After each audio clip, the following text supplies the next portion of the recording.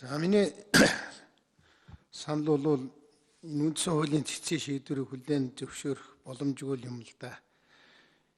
Энэ ер нь цэцэг одоо яах юм бэ?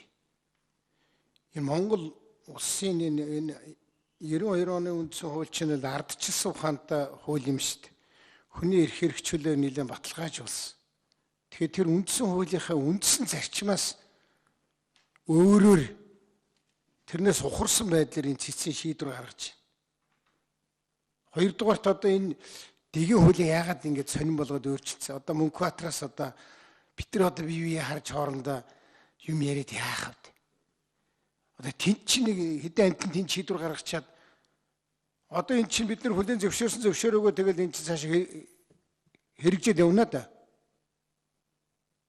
Тэг яагаад энэ Монгол улсын үндсэн хуулийн зарчмаас ухраад байгаа юм бэ? Гэхдээ яахад энэ янз бүрийн хэрэг төгөлд орооцсон хүн байна л үз. Тэгээд тэр хэрэглэх гэж байгаа заалт чинь үндсэн хууль зөрчсөн байна гэдэг тэнд гомдол үүссэн явж байхад бол түр хойшлуулж байгаа шийдчин үстэ. Тэгэл цэц тэр нь үндсэн хууль зөрчсөн байна, эс зөрчсөн байна гэж шийдвэрээ гаргана. Тэр хооронд нь тэр хүний хэргийн асуудал нь түр хугацаагаар л хойшлно шүү дээ. Яагаад ингэж иргэнлэх талдаа, иргэний эрх чөлөө талд нь ингэж шийдэхгүй байна? Би одоо энэ хин урсны харлаа л да. Сая бидний үндсэн хуулийн цэцгийн гишүүдийг нэг баах юм болж хагаад бас нэг бодлон үүсгэж байгаа л нэг Эрдэнэ булган гэдэг нөхрийг цогтойг солиод Эрдэнэ булганыг тавьсан. Би энэ Эрдэнэ булганы манай энэ их хурал дээр ирээд хэлж ирсэн үгийг их таашаа сонссон чинь одоо гаргаж байгаа шийдвэр нь эсрэг байна. Монгол улсын үндсэн хуулийн цэц бол дарга нарын тухай асуудал авч ярьдаг биш. Иргэний эрхийг хамгаалах чиглэлд маргааныг За тодруулах ялтай өгшөө 1 минут.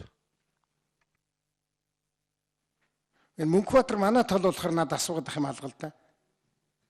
Үгүй чи манай тал би энэ асуудлаар та нартай одоо энэ хоёр гишүүнтэй Мөнх Баатар гишүүнтэй нэг талд байна. Үгүй тийм нөгөө дайс нүч хаана байгаа юм бэ? Яагаад ингэж ийм хачин дэг хийцсэн юм бэ? Тэднэрт бид нар үгээ хэлмээр байна шүү дээ. Тэд нар дараачийн шийдвэр гаргахтаа бас анзаармаар байна шүү дээ. Юмыг бас анзаармаар байна.